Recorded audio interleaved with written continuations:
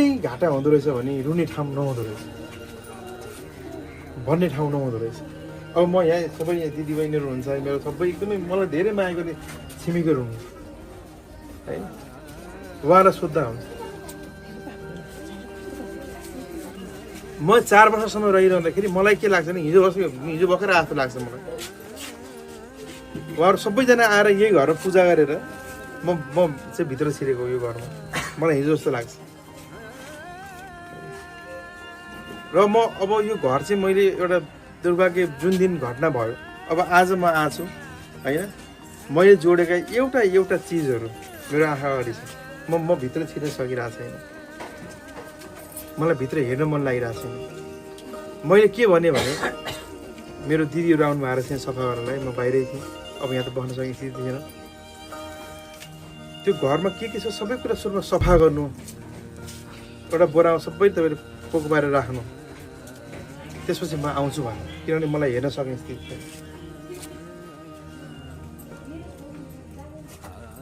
20 minute अघि मात्र म यो घर तोडफोड हुनु आगजनी हुनुभन्दा 20 मिनट अघि मात्रै म यहाँबाट मुभ भएको। जब मेयर साहबको घरमा हाने त्यसपछि मलाई त्यहाँबाट सूचना आयो कि तपाईँको घरमा आउँदैछन् भन्नु। म मेरो छोराछोरी र श्रीमती लिएर यहाँबाट 20 मिनट पहिला निस्किँदै गर्दाखेरि मेरो गाडीको अगाडिपट्टि छु म ड्राइभिङ सिटमा बसेर मैले मेरो लुकिङ ग्लासमा हेरेँ, मेरो घरलाई हेरेँ। लुकिङ ग्लासले किन हेरेँ भने यो घर म अब यो अन्तिम पटक हेर्दैछु।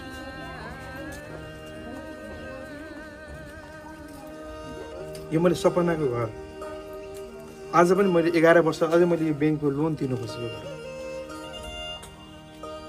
अन्तिम पटक हेर्दैछु भनेर म चाहिँ लुकिङ ग्लासबाट हेरेर सिधा पनि हेर्न नसकेर म चाहिँ यहाँबाट मुभ भएको 20 मिनटपछि मलाई छिमेकीहरूले फोन गर्नुभयो र घर तोडफोड भयो भनेर। अझ यो मेरो घरको अगाडिपट्टिको बहिनीले मलाई लाइभ देखाउनु भयो, भिडियो कलमा तोडफोड भइरहेको लाइभ देखाउनु भयो। मैले यो घर तोडफोड भइरहेको मैले लाइभ हेरिरहेको छु, कहीँ बसेर मान्छे कस्तो भइरहेको। पछि एउटा सहन सक्ने सम्म हुँदो रहेछ क्या मानिस। अब मान्छेको धैर्यता, सहनशीलता होइन। म त यति धेरै कुराबाट बाँधिएको छु कि म भए नि रुँदै हिँडौँ कहाँ हिँडौँ, व्यक्त गरौँ कहाँ व्यक्त गरौँ। मम्मी फोन गर्नु भएको छ, मम्मी रुनु भएको छ, गुवा रुनु भएको छ, मैले उल्टो मम्मीलाई फोन गर्नु परेको छ, सम्झाउनु परेको छ। दिदीहरू रोइरहनु भएको छ, मैले उल्टो दिदीहरूलाई सम्झाउनु परेको छ। बुवा हिजो आउने बित्तिकै मसँग अँगाल हालेर रुनु भयो।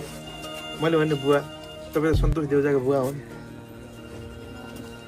तपाईँ सन्तोष देउजाको बुवा हो, यसरी रुन तपाईँलाई छुट छैन।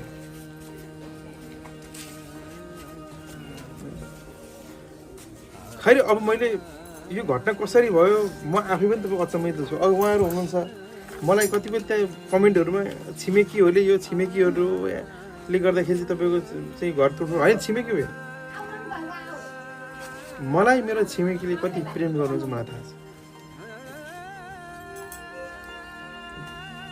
मेरो झडो पनि आँखाको हाँसो मलाई रोकी, म आउने बित्तिकै यहाँ तपाईँको चाहिँ सबै छिमेकीहरू चाहिँ रोइरहनु भएको छ। मेरो आँखाबाट आउनु पनि आँसु उहाँहरूको आँखामा आइरहेको। आज म यो घर, म यो ठाउँ छोडेर जान्छु। जति समय म यहाँ बसेँ नि मलाई लाग्दैन म यहाँ बसेर कसरी पनि घाटा भयो भन्ने लाग्दैन मलाई। उहाँ आमा हुनुहुन्छ, मलाई आउने बित्तिकै आमा रुनु हो, बाबु यस्तो भयो।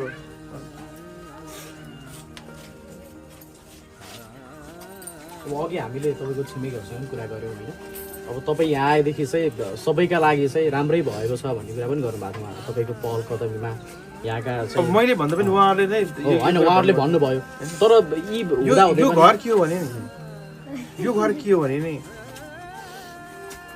मैले सधैँको लागि जति बेला जुन पनि समयको लागि मैले खुल्ला गरेको सबैको लागि ढोका खुल्ला भएको घर। यो घर मेरो हेर्दाखेरि प्राइभेट प्रपर्टी देखिन्छ, तर यो घर मेरो पर्सनल घर थियो। यो घरमा आएर हरेक छिमेकीले आएर फ्रिजमा के छ निकालेर खान सक्ने छिमेकी हो। मेरो चुलोमा के पाकिरहेको छ निकालेर खान सक्ने छिमेकी हो।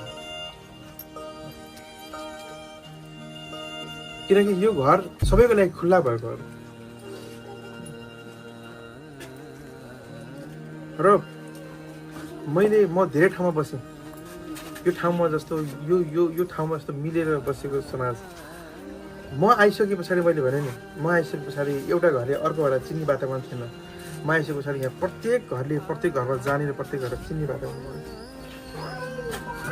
उहाँले भन्नुहुन्छ होला यो बाटोघाटोको लागि त बोको चाहिँ कति धेरै उहाँले चाहिँ पहल गर्नुभएको थियो भन्नुभएको थियो होइन अब मैले गरेको विकास निर्माणको कामहरू त मैले मुखले बोल्नु राम्रो हुँदैन उहाँहरूले नै भनिसक्नु भएको छ होला यो घर चाहिँ के भने सबैको हाँस्ने ठाउँ हो हाँस्ने भनेको सबैले दुःख पीडा बिर्सिएर यहाँ आएर चाहिँ गीत बजाएर गीत गाएर नाच्ने ठाउँ हो यो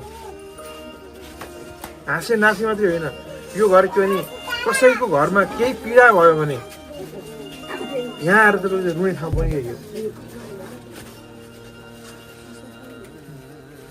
किनकि मैले सबैलाई समान नजरले हेरेँ मैले यो पढाइ यो मैले समाज विखण्डन हुन्छ अनि मलाई सबैलाई डर लाग्छ भन्दा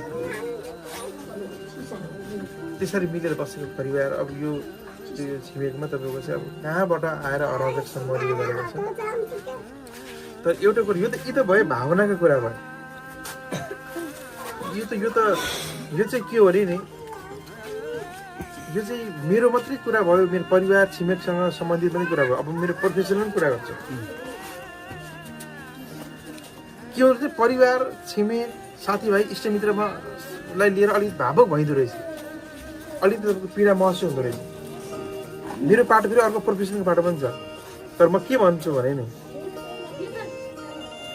मैले यसै गरी अन्तर्वार्ता लिएर अर्को पीडालाई सुनाएर आएको मान्छे हो अन्यायमा परेकालाई न्याय दिएर आएको मान्छे जसले नि यो घरभित्र छिरेर घर बाहिर बसेर आगो लगाउनुदेखि लिएर एउटा सानो एउटा फुलको बिरुवा पनि भाँचेका छन् नि तिनीहरूलाई म छोड्दिनँ